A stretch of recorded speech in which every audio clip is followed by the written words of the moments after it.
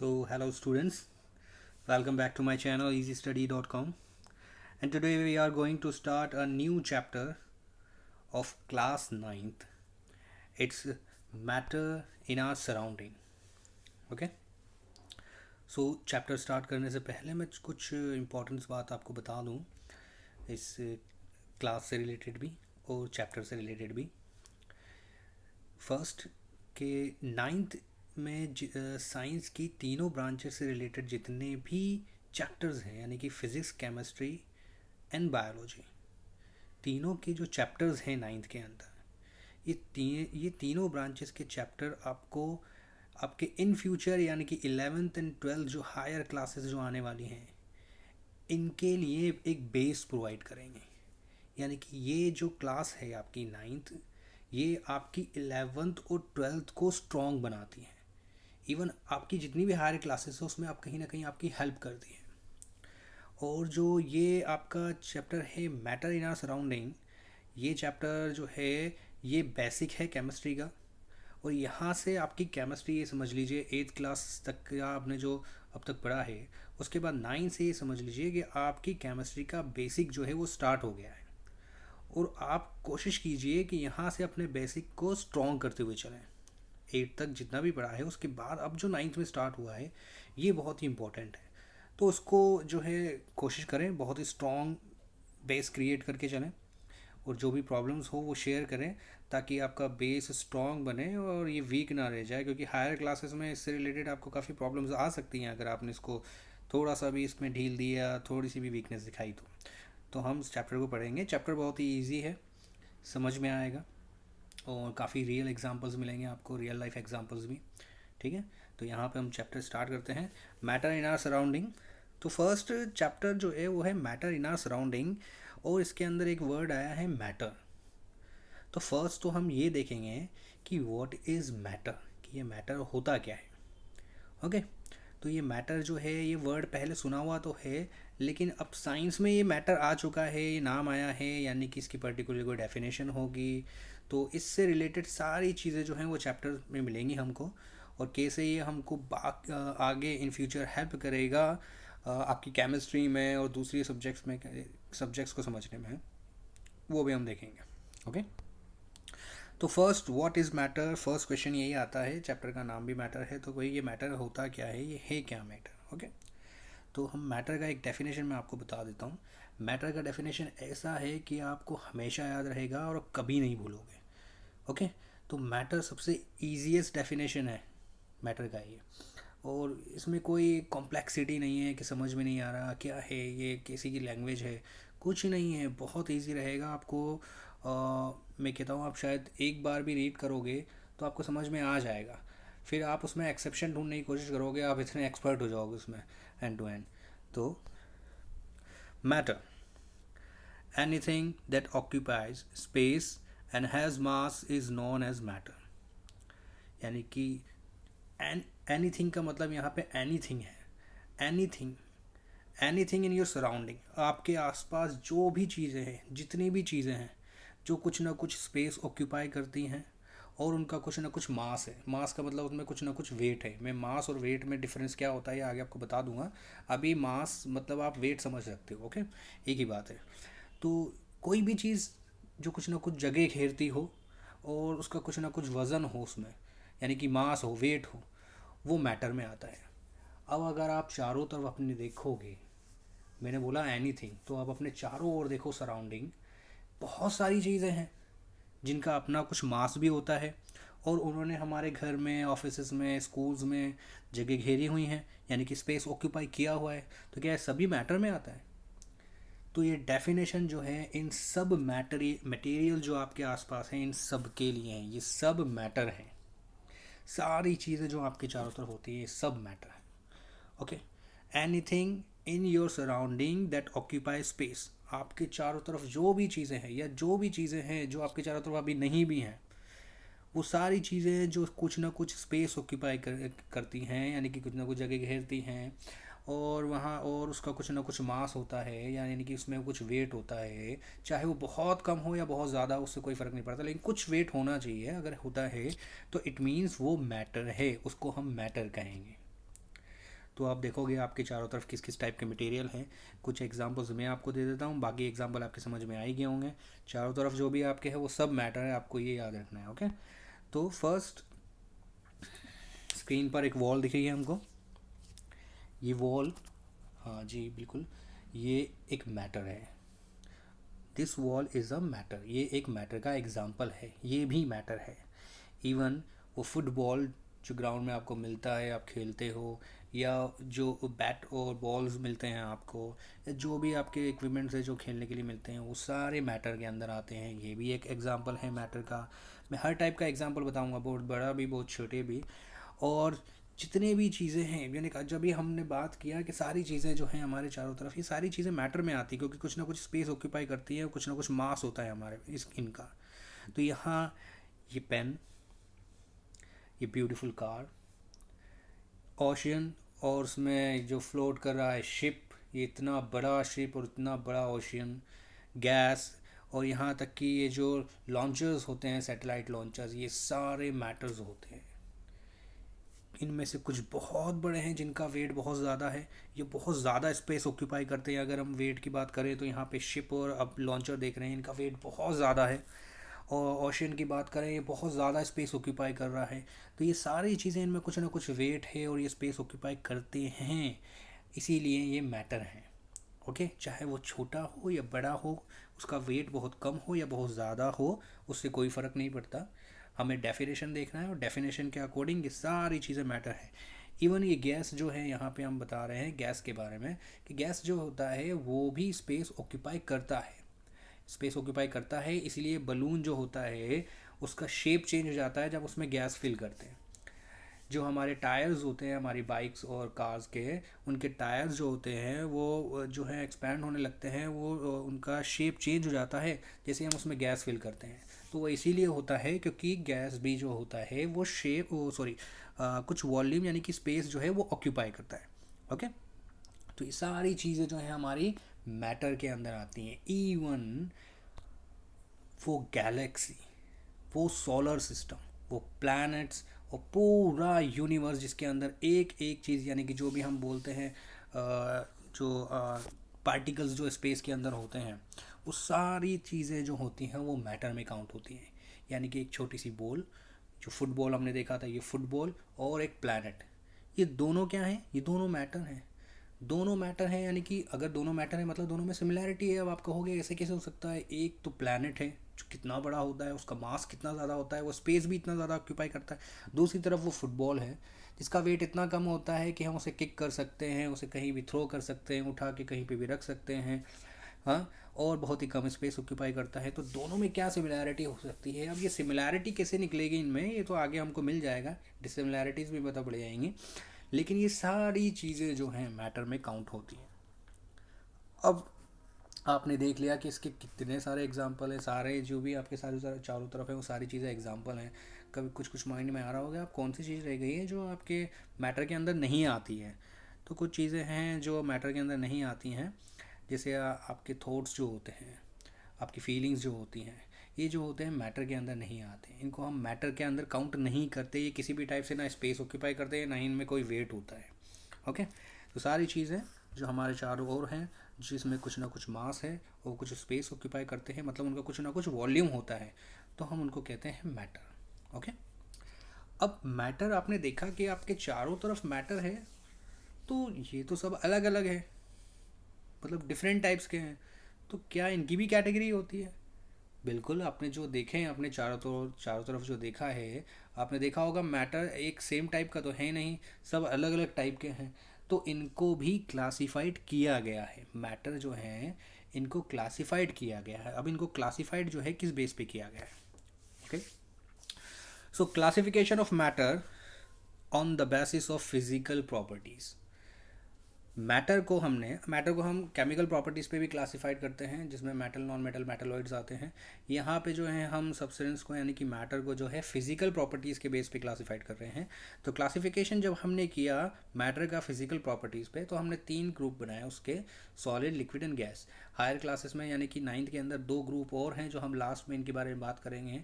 Okay, जो फिलहाल हम 3 इन ग्रुप्स के बारे में बात करेंगे, solid, liquid and gas. Okay, तो यहाँ पे सॉलिड लिक्विड गैस यानी कि जितने भी मैटर हैं उनमें वो जो हैं या तो सॉलिड स्टेट में हैं या लिक्विड में या गैसेस स्टेट में होंगे।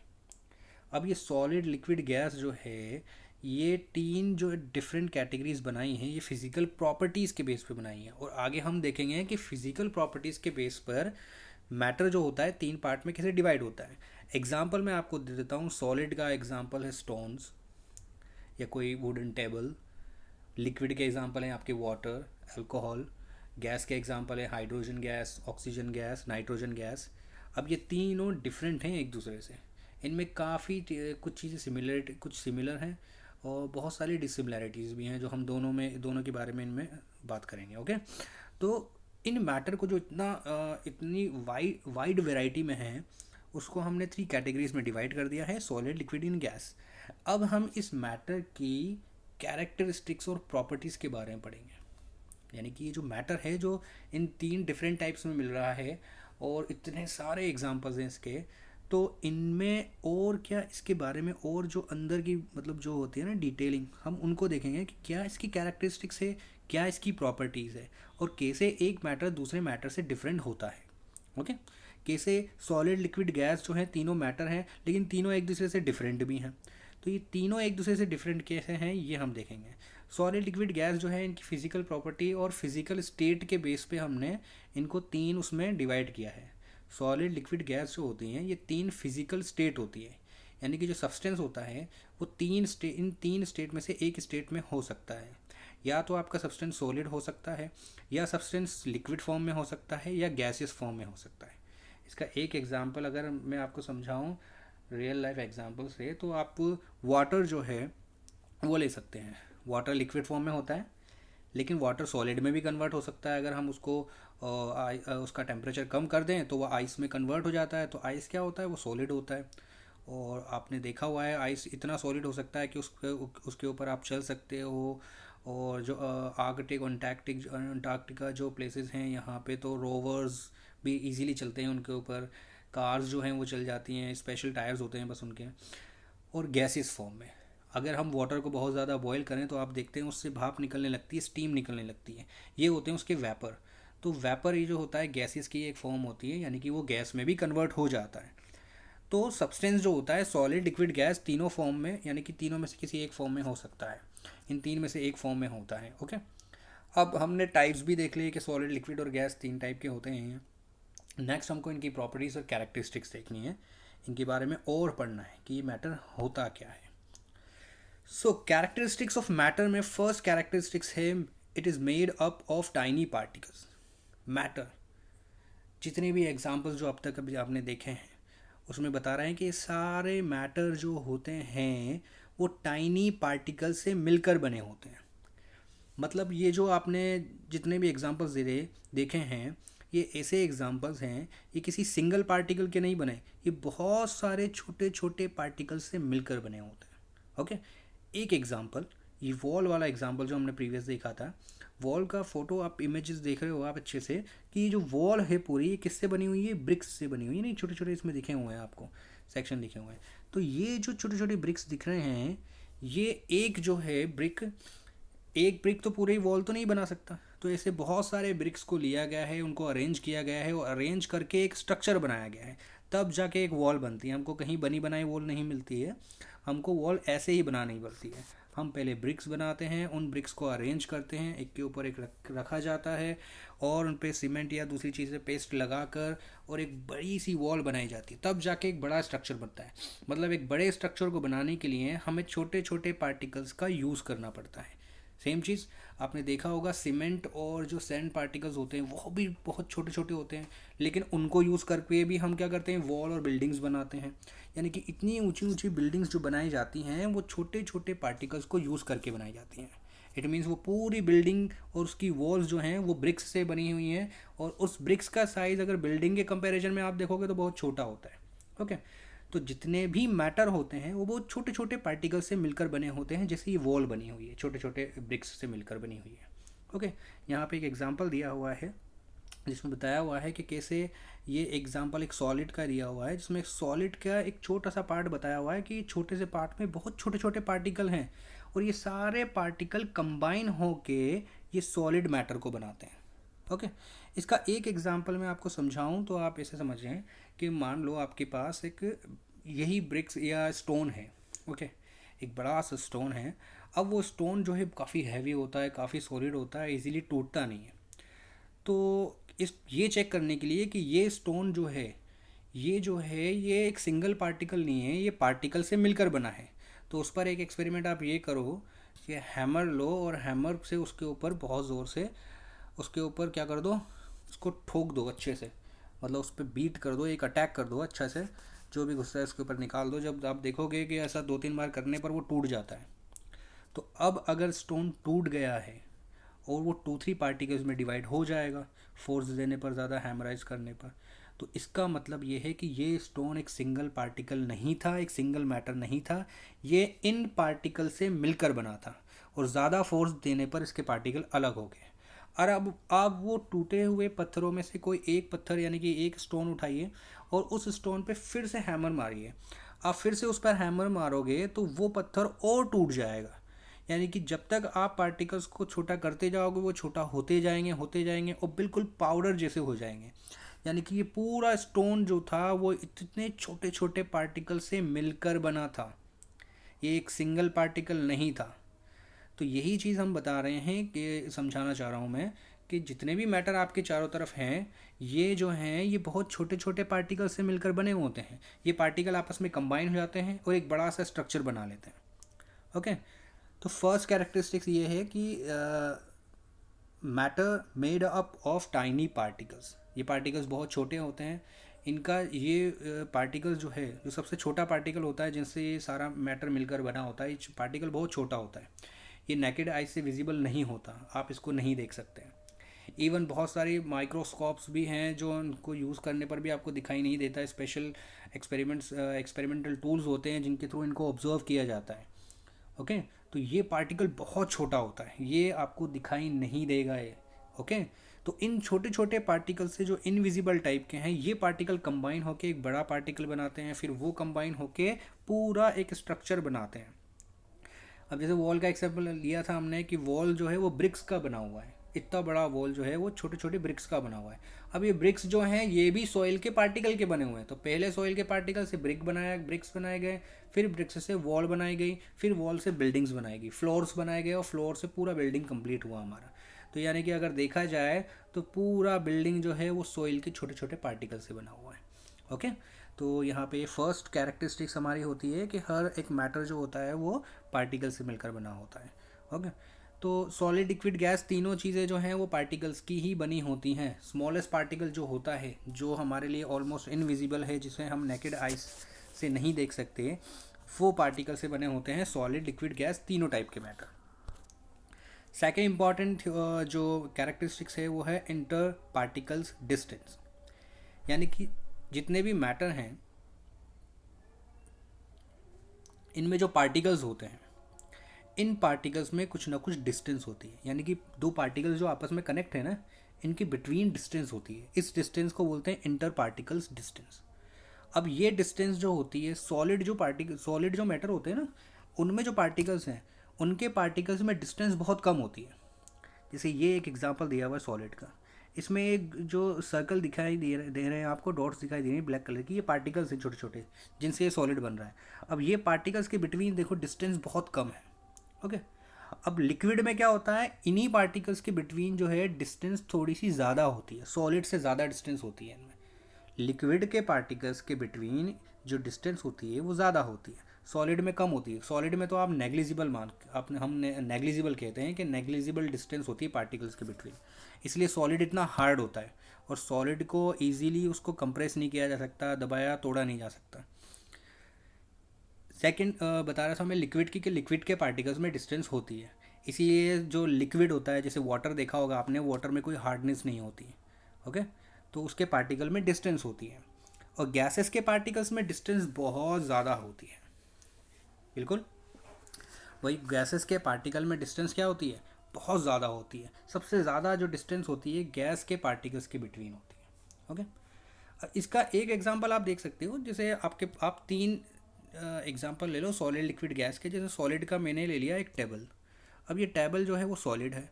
अब अगर सॉलिड के पार्टिकल में डिस्टेंस होगी तो आप जब उसके ऊपर हाथ रखोगे और थोड़ा सा प्रेस करोगे तो आपका हाथ अंदर जाना चाहिए।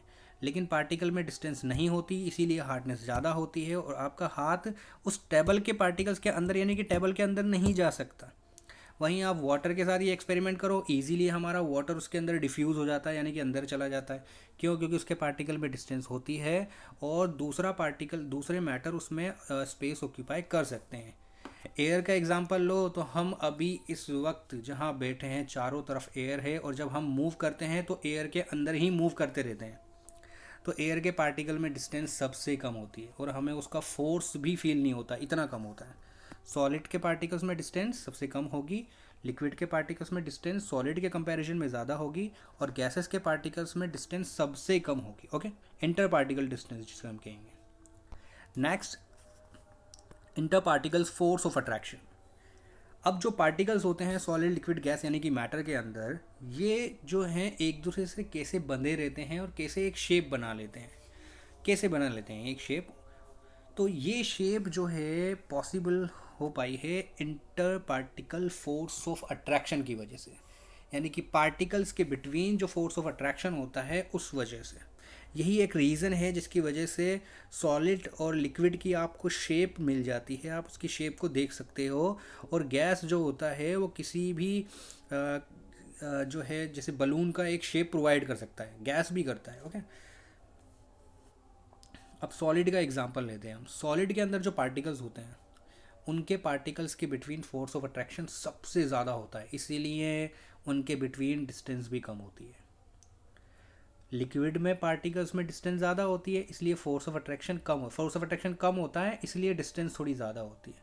अब इस हिसाब से आप गैस का जो है उसका आइडिया लगा सकते हो कि गैसेस के पार्टिकल में फोर्स ऑफ अट्रैक्शन लीस्ट है, सबसे कम, इसीलिए उसके पार्टिकल दूर दूर होते हैं। एक पार्टिकल यहाँ होता है, दूसरा पार्टिकल यहाँ होता है और उनमें कोई अट्रैक्शन नहीं होता, वो एक दूसरे बंधे हुए नहीं होते, वो मूव करते रहते हैं आपस में, वो एक दूसरे के पास आते हैं फिर किसी और डायरेक्शन में चले जाते हैं। ओके, जैसे यहाँ पे एक एग्जांपल दिया हुआ है सॉलिड लिक्विड एंड गैस के। सॉलिड जिसका फोर्स ऑफ अट्रैक्शन ज़्यादा है तो पार्टिकल बहुत पास पास होते हैं, लिक्विड जिसमें फोर्स ऑफ अट्रैक्शन कम है तो पार्टिकल में डिस्टेंस थोड़ी ज़्यादा रहती है, गैसेस जिसमें फोर्स ऑफ अट्रैक्शन सबसे कम होता है, लीस्ट होता है, ना के बराबर मतलब नेग्लिजिबल, उसमें जो गैसेस के पार्टिकल हैं वो दूर दूर रहते हैं। अब अगर आप गैस को एक कंटेनर में रख दोगे तो उसके ऊपर बहुत ज़्यादा प्रेशर अप्लाई होता है, इस वजह से उसके पार्टिकल पास आ जाते हैं। अदरवाइज़ अगर वो फ्री हो एयर के अंदर तो वो पार्टिकल्स जो होते हैं कभी भी एक दूसरे के साथ बाइंड यानी कि एक दूसरे के साथ बंधे हुए नहीं रहते, उनमें डिस्टेंस बहुत ज़्यादा रहता है क्योंकि अट्रैक्शन नहीं होता, वो एक दूसरे को किसी भी टाइप से अट्रैक्ट नहीं करते। Okay, next, particles are in continuous motion. जो पार्टिकल्स होते हैं जिनसे मैटर बनता है, सॉलिड लिक्विड और गैस बनती हैं, ये जितने भी मैटर्स हैं चाहे वो प्लैनेट या स्टार्स हों, इनमें जो पार्टिकल्स होते हैं इनमें हमेशा मोशन होता है, यानी कि पार्टिकल्स हमेशा मूव करते रहते हैं, चाहे वो सॉलिड के अंदर हो, चाहे वो लिक्विड में हो, चाहे गैसेस में हो। अब सॉलिड में जो है जो पार्टिकल्स होते हैं इनमें मोशन तो होता है लेकिन बहुत कम होता है, सबसे कम मोशन सॉलिड के पार्टिकल्स में होता है और ये अपनी ही जगह पर वाइब्रेट होते रहते हैं, ये अपनी जगह को छोड़ नहीं पाते क्योंकि इनके अंदर जो है मोशन सबसे कम है। मोशन सबसे कम होने का रीज़न है काइनेटिक एनर्जी, कि इनके अंदर काइनेटिक एनर्जी जो एनर्जी होती है।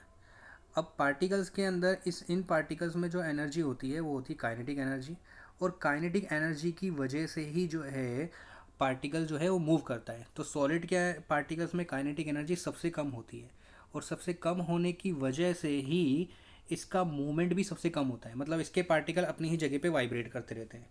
लिक्विड में जो पार्टिकल्स होते हैं इनमें काइनेटिक एनर्जी थोड़ी ज़्यादा होती है, इसीलिए इसके पार्टिकल बहुत अच्छे से मूव कर पाते हैं और आपने देखा होगा इसी वजह से वाटर अच्छे से फ्लो कर पाता है क्योंकि पार्टिकल में क्या होता है, मोशन अच्छा होता है।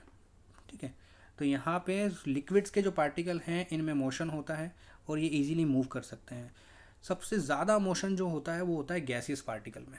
गैसेस के जो पार्टिकल्स होते हैं वो बहुत अच्छे से मूव करते हैं क्योंकि इनके अंदर मोशन बहुत ज़्यादा होता है और मोशन ज़्यादा होने की वजह है क्योंकि इनकी काइनेटिक एनर्जी सबसे ज़्यादा होगी। देखो पार्टिकल में काइनेटिक एनर्जी जितनी ज़्यादा होगी वो उतना अच्छे से मूव करेगा, उतना ज़्यादा मूव करेगा। तो सॉलिड में काइनेटिक एनर्जी सबसे कम है, इसलिए सबसे कम मूव करता है, अपनी जगह पे मूव करता है, या कह सकते हो मूव नहीं करता, वाइब्रेट करता है। और यहाँ पे जो लिक्विड है, लिक्विड के अंदर जो है, लिक्विड के पार्टिकल में काइनेटिक एनर्जी सॉलिड के कंपैरिजन में ज़्यादा होती है, तो इसके पार्टिकल मूव कर सकते हैं। और गैसियस जो होते हैं इनके जो है गैसेस जो पार्टिकल्स हैं इनके अंदर काइनेटिक एनर्जी सबसे ज़्यादा होती है, इसीलिए इनके अंदर मूवमेंट भी क्या होता है, सबसे ज़्यादा होता है। लिक्विड के अंदर जो काइनेटिक एनर्जी है वो सॉलिड के कंपैरिजन में कम है, और इसलिए इसका मोशन भी जो है सॉलिड से ज़्यादा है। सॉरी, लिक्विड के अंदर काइनेटिक एनर्जी सॉलिड के कंपैरिजन में ज़्यादा होती है, इसलिए इसके पार्टिकल का मोशन भी ज़्यादा होता है। वहीं गैसियस पार्टिकल्स का जो काइनेटिक एनर्जी है सबसे ज़्यादा होती है, और जितनी ज़्यादा काइनेटिक एनर्जी होगी उतना ज़्यादा पार्टिकल में मोशन होगा। तो गैसियस स्टेट में पार्टिकल सबसे ज़्यादा मूव करते हैं, इसमें काइनेटिक एनर्जी भी सबसे ज़्यादा होती है। तो यहाँ पे कुछ कैरेक्टरिस्टिक्स हमने कंप्लीट कर लिए हैं, और कुछ जो हैं प्रॉपर्टीज़ जो हैं सॉलिड लिक्विड गैस, जिनके बेसिस पे हमने सॉलिड लिक्विड गैसेस की एक 9 प्रॉपर्टीज़ को शो किया है, और आप इसको डिफरेंस टेबल की तरह भी ले सकते हैं। ओके, तो यहाँ पे फर्स्ट प्रॉपर्टी जो है वो है मास।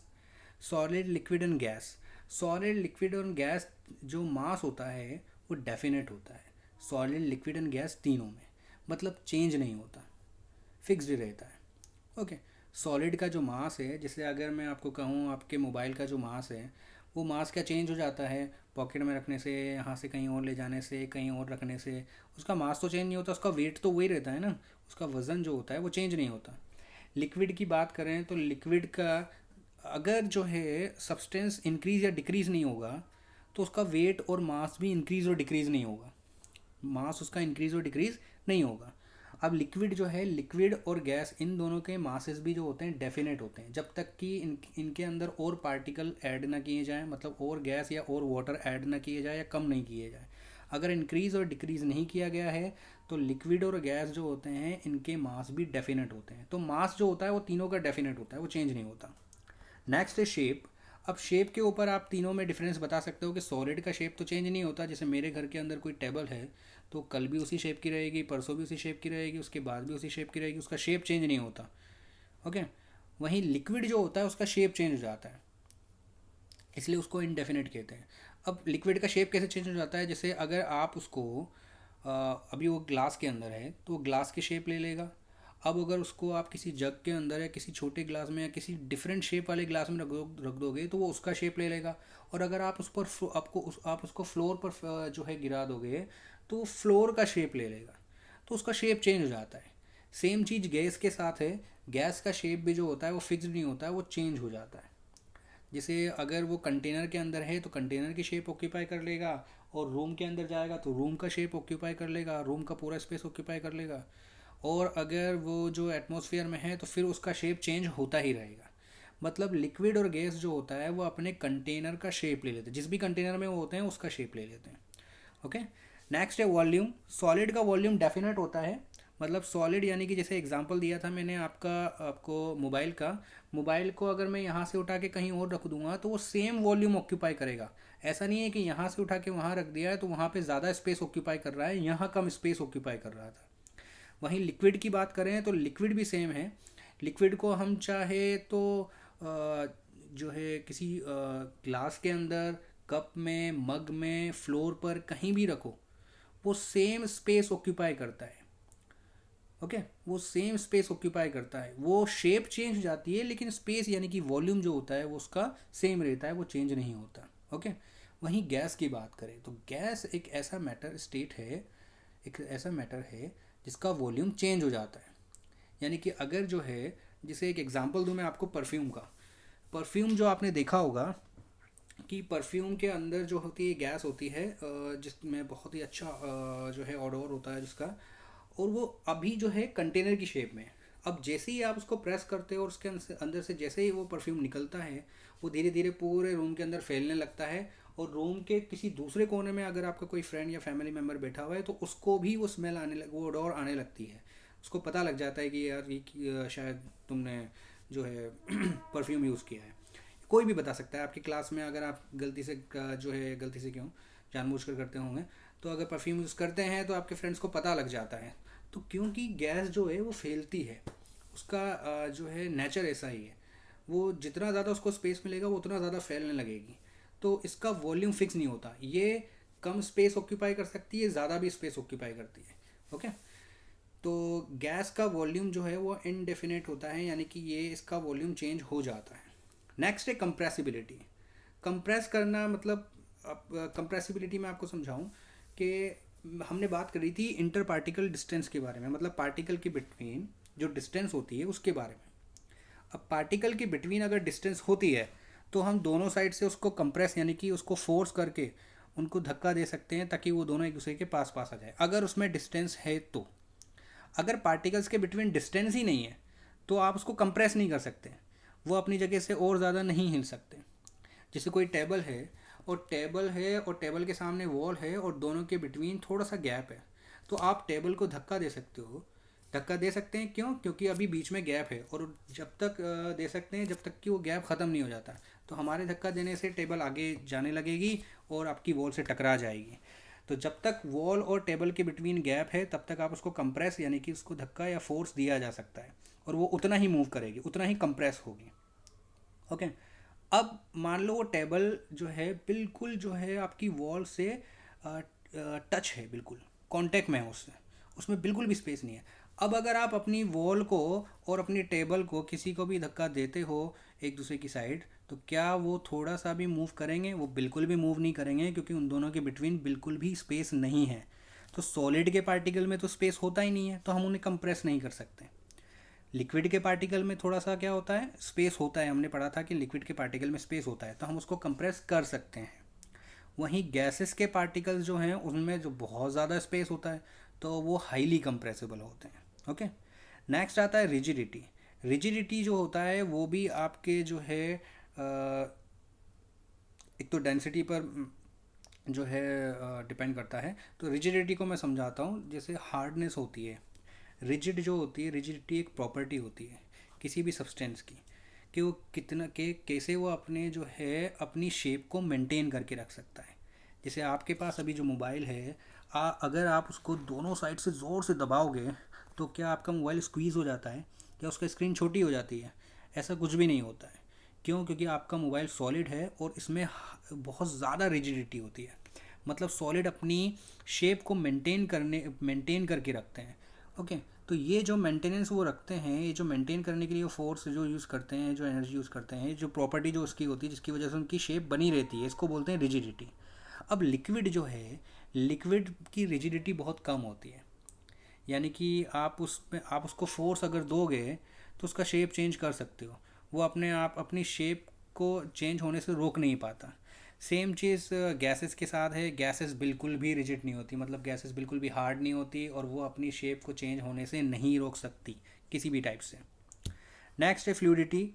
ये भी एक प्रॉपर्टी है कि सब्सटेंस फ्लो कर सकता है या नहीं कर सकता। अगर फ्लो कर सकता है तो वो फ्लूइडिटी में आता है, अदरवाइज़ नहीं। तो सॉलिड जो है वो तो फ्लो नहीं करते। अगर हमारे घर में कोई सॉलिड है, बहुत सारे आइटम्स जो हैं सॉलिड है, तो क्या वो फ्लो करते रहते हैं? नहीं, वो अपनी जगह पे ही रहते हैं, वो फ्लो नहीं करते। वाटर जो है वो फ्लो कर सकता है, और गैसेस भी फ्लो कर सकती हैं। गैसेस में फ्लूइडिटी जो प्रॉपर्टी होती है वो लिक्विड के कंपैरिजन में ज़्यादा होती है। नेक्स्ट है डिफ्यूजन।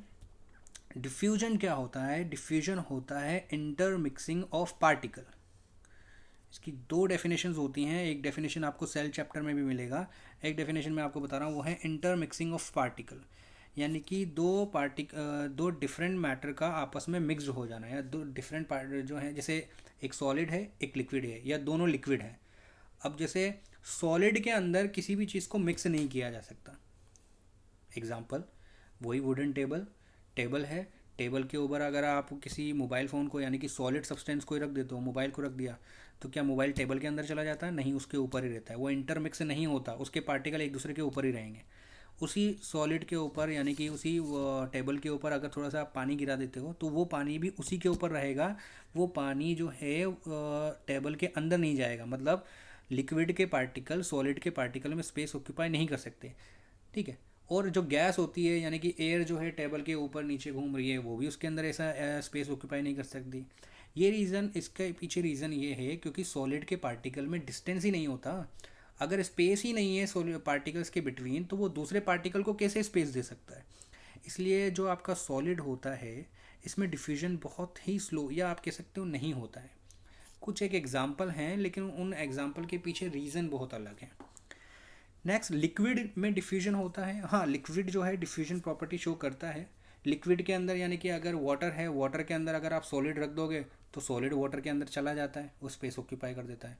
उस लिक्विड में अगर आप जो है कोई भी पीने यानी कि बेवरेजेस जो होती हैं, लेमन जूस होता है या कोई अदर जूस होता है, उसको मिक्स करते हो तो वो पानी के साथ मिक्स हो जाता है। ऐसा नहीं होता वो पानी के ऊपर फ्लोट करता है, तो वो भी इंटरमिक्स हो जाता है।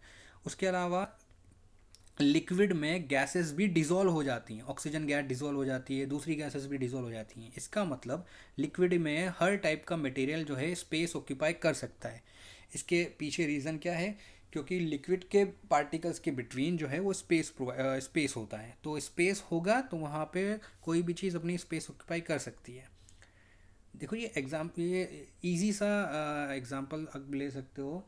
जैसे आप स्कूल के अंदर अगर आप एक बेंच पे दो बच्चे बैठे हुए हैं, अब वहाँ पर तीन स्टूडेंट बैठ सकते हैं, तो स्पेस है तो आप एक स्टूडेंट को अलाउ कर सकते हो, तो कोई भी एक स्टूडेंट आके बैठ सकता है। ओके, अब तीन स्टूडेंट बैठे हो पहले से, अब चौथा स्टूडेंट आप आके बैठने की कोशिश करेगा। अब क्या उस बेंच पर इतना स्पेस है कि जो है जो एक और स्टूडेंट है वो स्पेस ऑक्यूपाई कर सके?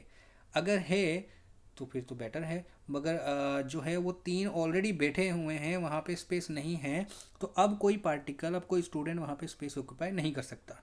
तो सॉलिड के पार्टिकल्स के बिटवीन स्पेस नहीं होता, इसलिए डिफ्यूजन प्रॉपर्टी शो नहीं करता, इंटरमिक्सिंग नहीं होती। लिक्विड के पार्टिकल में डिस्टेंस होता है, इसलिए इंटरमिक्सिंग शो करता है। गैसेस के पार्टिकल में तो सबसे ज़्यादा डिस्टेंस होता है, इसीलिए डिफ्यूजन जो है गैसेस में सबसे ज़्यादा रहता है। एटमॉस्फेयर यानी कि अर्थ का एटमॉस्फेयर में क्या है? गैसेस ही गैसेस हैं, और इसी गैसेस के अंदर हर टाइप के मटेरियल है, यानी कि सॉलिड मटेरियल भी है, गैसेस में भी है और लिक्विड फॉर्म में भी है। ओके, तो यहाँ पे हर टाइप का मटेरियल गैस के अंदर मिक्स्ड हो सकता है। इस वक्त मैं जो बैठा हूँ वो भी गैसेस के अंदर ही बैठा हूँ, मतलब गैसेस में डिफ्यूजन कर चुका हूँ। ओके, उसके अलावा वाटर जो होता है, जो बारिश होती है, रेनफॉल होता है, या ओशन है, रिवर्स हैं, ये भी जो स्पेस ऑक्यूपाई किए हुए हैं, ये भी जो है एयर के बिटवीन स्पेस ऑक्यूपाई किए हैं। और एयर के अंदर दूसरी गैसेस भी इंटरमिक्स किए जा सकते हैं। इट मीन्स गैसेस जो होते हैं उनमें डिफ्यूजन सबसे फास्ट होता है। नेक्स्ट है आपका प्रॉपर्टी डेंसिटी। डेंसिटी होता है मास पर वॉल्यूम, यानी कि जो पर वॉल्यूम के अंदर कितना मास है या कितने पार्टिकल प्रेजेंट हैं। जैसे मैं एक एग्जांपल दूं आपको आपके बैग्स का, या हाँ बैग्स का एग्जांपल दे देता हूँ मैं आपको। 3 बैग हैं। फर्स्ट बैग है जिसके अंदर जो है एक भी बुक नहीं है और ना ही नोटबुक है, वो खाली है, या उसमें कह सकते हो एक नोटबुक है और एक बुक पड़ा हुआ है। ओके, दूसरा बैग है जिसके अंदर 5 बुक्स हैं और 5 नोटबुक्स हैं। ओके, और तीसरा बैग है जिसमें जो है बुक्स और नोटबुक दोनों मिला के 25 बुक्स एंड नोटबुक्स हैं। तो सबसे ज़्यादा जो है, और तीनों बैग एक जैसे हैं, तीनों का साइज़ एक जैसा है। अब वहाँ पे किस बैग का वेट सबसे ज़्यादा होगा? अगर हम देखें तो तीनों बैग का वॉल्यूम तो सेम है, लेकिन तीनों बैग का मास यानी कि वेट अलग अलग होगा। पहला फर्स्ट वाला बैग जिसमें 2 ही बुक्स हैं, एक बुक एक नोटबुक है, उसका वेट सबसे कम होगा, यानी कि वॉल्यूम तो तीनों का सेम है लेकिन मास उसका सबसे कम है। अब सेकंड वाला बैग जो है उसके अंदर जो है वॉल्यूम वो भी उस तीनों का सेम है, तो उसका भी सेम है, लेकिन उसके अंदर बुक्स ज़्यादा हैं, उनके अंदर 20 बुक्स हैं, तो 20 बुक्स जो हैं उसका वेट फर्स्ट वाले से ज़्यादा होगा। और थर्ड वाले में 25 बुक्स हैं और वॉल्यूम तीनों का सेम है, तो सबसे ज़्यादा जो वेट होगा वो थर्ड वाले का होगा। तो यहाँ पे जो डेंसिटी अगर हम निकालेंगे तो डेंसिटी निकालते हैं मास और वॉल्यूम से, तो तीनों का वॉल्यूम सेम है, तो जिसका मास सबसे ज़्यादा होगा, जैसे लास्ट वाले का मास सबसे ज़्यादा है, इट मीन्स उसका डेंसिटी भी सबसे ज़्यादा है। तो कम जगह पर जितने ज़्यादा पार्टिकल होंगे उतना ज़्यादा मास होगा। अब उतनी ज़्यादा डेंसिटी होगी। डेंसिटी का फॉर्मूला होता है मास पर वॉल्यूम, कि पर वॉल्यूम कितना मास प्रेजेंट है, पर वॉल्यूम जितना ज़्यादा मास होगा उतनी ज़्यादा डेंसिटी होगी। सॉलिड में जो होता है फिक्स्ड वॉल्यूम होता है, फिक्स्ड मास होता है, तो इसलिए इसका जो है और इसमें जो है इसका शेप भी फिक्स्ड होता है, और सबसे ज़्यादा इम्पॉर्टेंट थिंग कि इसके पार्टिकल में डिस्टेंस बहुत कम होती है। तो कम डिस्टेंस होती है तो कम वॉल्यूम के अंदर ज़्यादा पार्टिकल रह सकते हैं, इसीलिए सबसे ज़्यादा डेंसिटी जो होती है वो होती है सॉलिड की। उसके बाद लिक्विड के पार्टिकल जो होते हैं वो दूर दूर होते हैं, और जो है इसीलिए डिस्टेंस की वजह से ही कम वॉल्यूम में जो है सॉलिड के कंपैरिजन में ज़्यादा स्पेस ऑक्यूपाई करते हैं, कम स्पेस ऑक्यूपाई नहीं करते। लिक्विड की डेंसिटी जो होती है सॉलिड के कंपैरिजन में कम होती है, और गैसेस की डेंसिटी सबसे इन तीनों में सबसे कम डेंसिटी होती है। सबसे क्या होती है? कम डेंसिटी होती है। जितनी कम डेंसिटी होगी वेट भी उतना ही कम हो जाएगा, इसीलिए सॉलिड का वेट यानी कि मास बहुत ज़्यादा होता है, लिक्विड का कम होता है, और गैसेस का सबसे कम होता है। नेक्स्ट है काइनेटिक एनर्जी। काइनेटिक एनर्जी इससे प्रीवियस हम पढ़ चुके हैं। काइनेटिक एनर्जी क्या होता है कि हर पार्टिकल में एक एनर्जी होती है, वो पॉजेस करके रखता है। ये एनर्जी जो होती है वो काइनेटिक एनर्जी होती है। इसी काइनेटिक एनर्जी की वजह से वो मूव कर सकता है, उसमें मोशन आता है। तो सॉलिड के अंदर तो काइनेटिक एनर्जी, सॉलिड के पार्टिकल में काइनेटिक एनर्जी बहुत कम होती है, क्योंकि उसके पार्टिकल तो मूव करते ही नहीं है। लिक्विड के पार्टिकल्स जो होते हैं वो मूव करते हैं, इट मीन्स उसके अंदर काइनेटिक एनर्जी होती है। और गैसेस के पार्टिकल तो मूव करते ही रहते हैं, उसमें सबसे ज़्यादा एनर्जी, इसका मतलब उसमें सबसे ज़्यादा काइनेटिक एनर्जी होती है।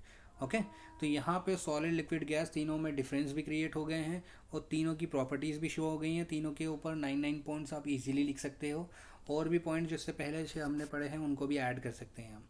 तो इस टाइप से सॉलिड लिक्विड गैस का इंट्रोडक्शन आपका बहुत अच्छे से हो गया कि क्या होते हैं। मतलब आप अब आइडेंटिफाई कर सकते हो कि आपके रूम में कितनी चीज़ें सॉलिड हैं, कौन सी लिक्विड हैं, और कितनी गैस है, और ये क्या है, और किस चीज़ के बने हुए हैं। स्मॉलेस्ट पार्टिकल्स के बने हुए हैं। अच्छा, ये पार्टिकल जो होते हैं, जो सबसे स्मॉलेस्ट पार्टिकल जो मैं हमने बोला, ये पार्टिकल इनडिविजिबल होते हैं। अगर ये डिवाइड हो गया, अगर ये सबसे स्मॉलेस्ट पार्टिकल भी डिवाइड हो गया दो और पार्ट्स में, तो इसका मतलब तो ये सबसे छोटा नहीं था। ये जिन पार्ट्स में डिवाइड हुआ ये सबसे छोटे थे। इसलिए जो ये स्मॉलेस्ट पार्टिकल जो होते हैं ये इनडिविजिबल होते हैं, ये और फर्दर डिवाइड नहीं हो सकते। ओके, और इसीलिए सबसे स्मॉलेस्ट पार्टिकल, और यही जो है बेसिक होता है हर मैटर का, और इसी से सारा स्ट्रक्चर बनता है जो हमारे आसपास मैटर है इन सब का। ओके, तो यहाँ पे हमने एक पार्ट कंप्लीट कर लिया है, इंट्रोडक्शन हो गया है। नेक्स्ट हम पढ़ेंगे इफेक्ट ऑफ टेम्परेचर, कि टेम्परेचर का इन पर क्या इफेक्ट पड़ता है सॉलिड लिक्विड गैसेस के ऊपर, और कैसे ये अपनी स्टेट चेंज कर सकते हैं। तो वो सब हम पढ़ेंगे नेक्स्ट क्लास में। तब तक आप इसी वीडियो के अंदर जितने भी टॉपिक्स हैं इनको अच्छे से स्ट्रॉन्ग कर लीजिए। अपनी एनसीईआरटी लेकर एनसीईआरटी के कुछ क्वेश्चंस जो हैं अच्छे क्वेश्चंस हैं, आप उनको सॉल्व कर सकते हैं, जिससे आपका टॉपिक और ज़्यादा स्ट्रॉन्ग हो जाएगा। ठीक है, थैंक यू।